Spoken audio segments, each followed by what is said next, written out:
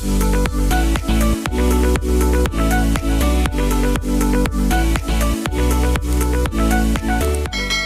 morning guys! It's our second day here in Japan and wala kami ngayong itinerary. Bahala na kung saan kami makarating. Pero starting tomorrow, yon, meron na kaming join na group tour. Tomorrow nasa Mount Fuji kami. Nakakatuwa o, dalawang babies ang dala-dala niya sa bike niya. Ayan o, ang cute. Papunta kami ng Okachimachi Station para sumakay, going naman to Tokyo Main Station dahil kailangan namin mapag-aralan yung meet-up point tomorrow para sa group tour sa Mount Fuji. Malamig ang weather, kaya buti ngayon ready kami. Nakasuot kami ng maayos, kahapon hindi kami ready. Parang ginaw na ginaw kami, grabe. Andito na kami ngayon sa Okamachi Station. Sasakay kami going to Tokyo Main Station through Yamanote Line. Ayan, hintayin lang namin yung train namin. Ito na train namin. Andito na kami sa Marunouchi Tokyo Main Station North Exit. Nakita na namin yung meet-up place tomorrow para sa Mount Fuji tour namin. Ang ganda dito sa Tokyo Main Station. Ayan namin, Tokyo Station Gallery, may cafe. Tokyo Main Station sa harapan. Kahit maaraw, may araw, okay ang weather, malamig. Kasi nga spring, ang luwag ng lugar. Dito ang meet-up point tomorrow sa North Exit. Itong area na to is one of the most scenic and historic parts of Central Tokyo. Ito na yung open plaza in front of the station na pinupuntahan din talaga for picture taking. Tsaka siguro, syempre, gusto nila makita kung anong meron dito. Kaya bukod dito sa Tokyo Main Station, itong open plaza ay tourist puntahan din. Famous tong Tokyo Main Station dahil sa kanyang architecture. Tingnan nyo naman, red brick. At saka yung beautiful interior sa loob. Yung dome. Diba ang ganda? Buti napuntahan namin to. Ayan ang Japanese flag. Dahil andito na rin lang kami sa Tokyo Main Station na area, i-explore na namin tong lugar. Yan si Mika sa harap ko. Sunday ngayon. Sunday. Ito yung name na pupuntahan namin. Kite? I'm not sure kung patama ang pronunciation ko. Basta ayan, mall yata to. I think this is a mall. Ito ang mga shops. Ayan, may Muji, Onitsuka. Nababasa ko. Ayun o. Tapos ito yung mga restaurants. Tingnan nyo tong mall nila. Ang ganda. Wow, nice. O, naspatan ko ng Onitsuka. Ayun. Nakikita niyo ba? Ayun o. Doon kami, akit kami. Tingnan lang natin kasi mas mura daw dito ang Onitsuka eh. Isa sa mga stores nila dito. Tapos, ayun ang Onitsuka. Ayun. Doon kami pupunta. Ayun si Mika. Tsaka yun ang Muji. Tingnan natin ang Muji. Ito ang Muji nila. Pasok tayo. Pero hindi siya malaking Muji. Maliit lang. Pero check pa rin natin. 100% mas mura dito. Mga to. Ano ba to? Mga pang cellphone. Maleta. Okay din ang maleta nila. Tapos mga small items. Ang gaganda ng shops nila, oh. Ang cute na mga items. Sino yung mga hankies? Ang gaganda, oh. Oh, labas na to ng Muji, ah. H Tokyo na to. H Tokyo, ayun, oh. Ito naman, override. Mga hats. Override. Buy 2, 10% off. Machine washable. Pero hindi naman ako mahilig sa hats, so hindi na ako papasok. Ayun, pinapakita ko lang. Eh, gusto ko doon. 5,400 pag kinonvert pa ako. Pero meron na akong ganyan eh. Puma. Parang ganyan. So, wag na yan. Ayan pa. Hindi na muna ako bibili. Naisip ko, parang hindi ko naman kailangan. Meron na 3 Onitsuka ko eh. 2 yung luma, tapos isang medyo okay pa naman yung isa. So, yung binili ko sa Vietnam. So, okay na yun. Pero mura nga siya, 5,400 pag kinonvert. Dito yung, pero hindi siya leather. Hindi siya leather. Tsaka yung walang shoelace. Pero okay din yun. Lalabas na kami dito sa mall na to. Ayan ang half on, half off nila dito. Oh. Half on, half off. Sky Bus Japan. Sayang. Wala akong nakuhang ganyan sa Klook. Pero pwede pa naman kung gusto ni Mika. Ayan ang Apple Store. Dito sa may Marunouchi area. Andito kami ngayon sa Apple Store. Tingnan natin kung anong meron ng Apple Store dito. Kung mas mura ba siya or mas mahal. As if naman alam ko presyo. Let's go. Sample, ayan. Ayan na lang. Tingnan nyo na lang. Hindi ko na masyadong tiningnan kasi walang price ng English. Puro Japanese price. Tinatamad na ako magtanong. Gusto ko tong area na to. Para siyang, ito yata ang business district dito sa Tokyo eh. Kasi karamihan ng nilakaran namin, puro mga office buildings. Yan si Mika, oh. Tokyo Main Station. Sasakay kami going to Akihabara.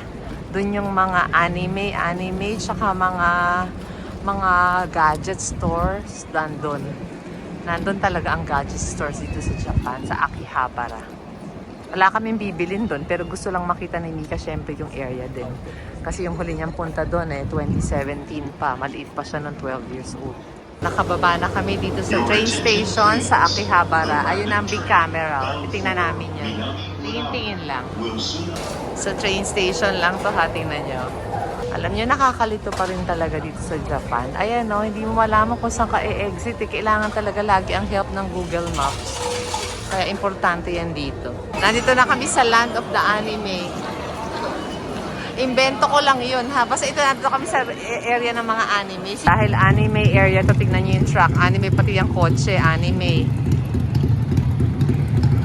Akihabara area. Ayun, may book off sa taas. Akihabara Station. Tapos ayan yung mga building sa harapan. No?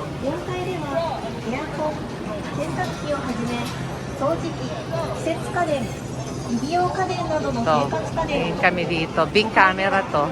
Big camera outlet. O, papasok kami sa loob ha.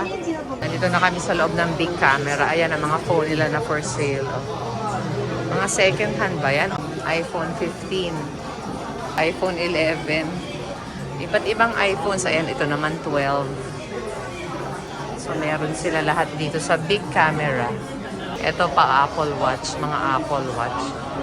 Thermos. So, parang mura thermos dito. 980. Bibili nga ako. 980. Ay, ang laki. Gusto ko maliit lang. Yung kagaya ng binili ko sa Osaka ba yun? Oo, doon ko binili. Si Grace ang mahilig sa mga anime. Dapat si Grace pala dito magpunta. Ito ang kanyang world. Itong buong street na to, walang dumadaang sasakyan. Talagang dito sila nagpo-photo-photo. Ang daming nagpo-photo dito sa gitna ng kalye. Dito to sa Akihabara. Ayan si Mika. Dito kami ngayon magla-lunch sa Katsuya. Katsuya. Ayan yung food nila. Ako yun na lang, pork miso soup meal set, loin katsu. Si Mika hindi ko sure. Ayan yung binayaran ko. Medyo mura ang food nga nila. Tapos may tea na free. Ito na ang food ko. Ayun ang kay Mika.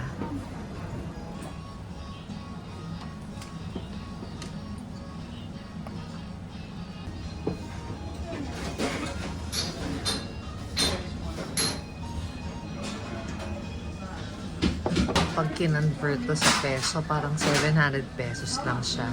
Kaming dalawa na ni Mika yun. Kaya okay talaga dito sa Japan ang food. Ayan yung kinainan namin. Maliit lang siya na place, pero masarap. Mura pa. At saka talagang masarap. Very good. Good ang lunch namin. Good. Ang breakfast namin kanina, yung binili lang namin sa Family Mart. Okay na kami doon. Blu-ray, DVD, TV, game, figure, hobby. So, pag mga hinahanap yung mga kung ano-anong figures, dito yata marami. Hindi yata, for sure dito marami. Buong street to, walang dumadaan ng isang sasakyan kasi ginagamit for mga photo-photo. Mga picture-picture taking. Babalik kami dyan sa big camera kasi kanina wala naman ako nakula ng video masyado. Akit kami doon sa mismong 4th floor at 5th floor. Laptop po. Dito sa loob. Dito sa big outlet. Yung iba, mga used na eh. Ito used na to mga to. Magkano? Price, kunyari, 59,980. Magkano yun? MacBook Pro. Ayun ang Akihabara Station. Dito paakyat kami ng Sabik. Mga TV naman pala, tsaka mga microwave, kaya wag na. Ayun pala yung mga camera, oh. Ayan, mga power banks. Ayoko na ng power bank na parang ganyan. Yung binili namin sa Taiwan, nako, lumaki. Yung lumobo siya habang nag-charge, delikado.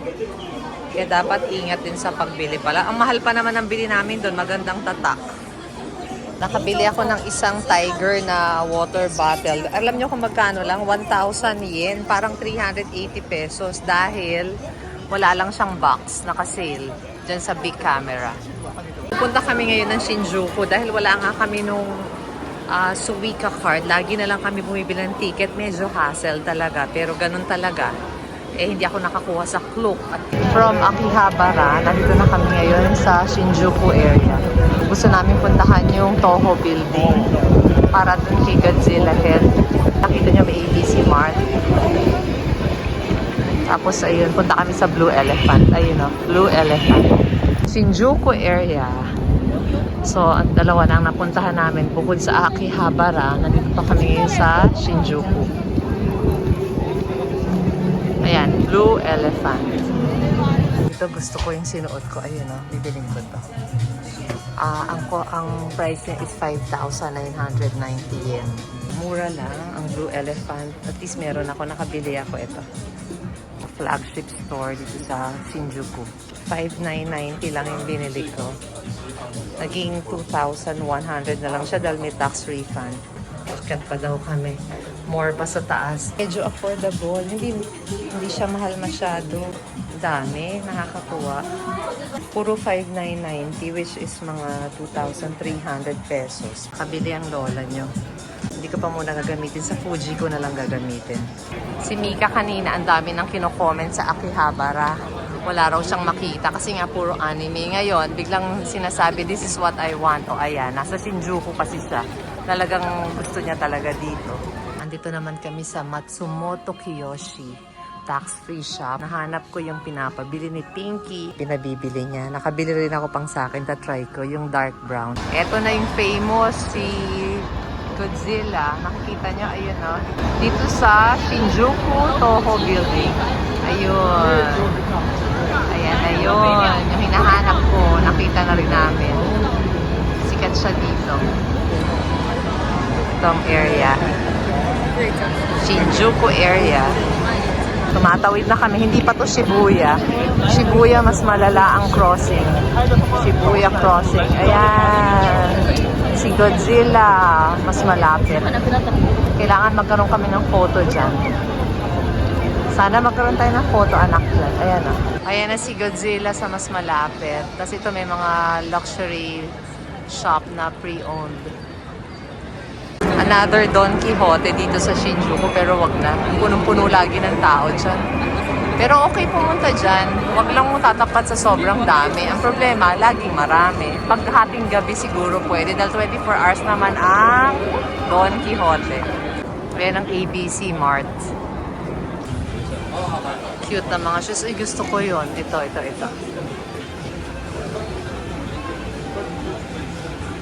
Lumalabas ng 5,700 pesos yan. Kaya lang ayoko ng material, madumihin. Pasok daw si Mika sa coach, wala lang, gusto lang niyang makita. Pero hindi doon pwede mag-video, kaya hanggang dito lang ang video ko. Kung saan kami nagpupunta, ito naman kami ngayon sa Disney Store. Dito pa rin sa Shinjuku. Papasok daw si Mika, so siguro ako papasok na din. Pero pwede din namang hindi. Pero ayan, pakita ko pa tong area. Ayan ang Disney Store. Meron na rin di bang Disney Store sa MOA?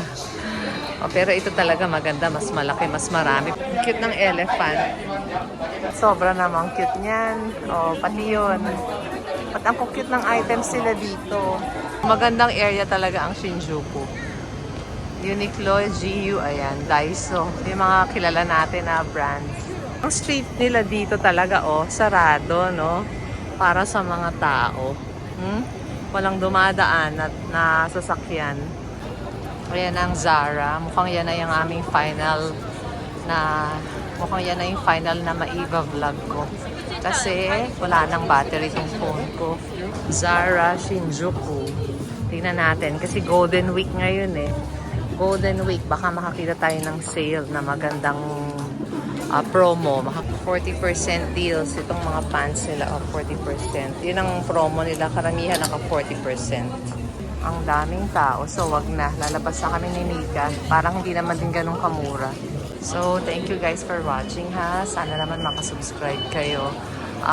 Matagal pa kami dito sa Japan, ilang araw pa. Kaya sana abangan nyo yung mga iba ko pang susunod na vlogs. Thank you. Bye-bye. Pumasok dito si Mika sa Ruby's. Ayan o.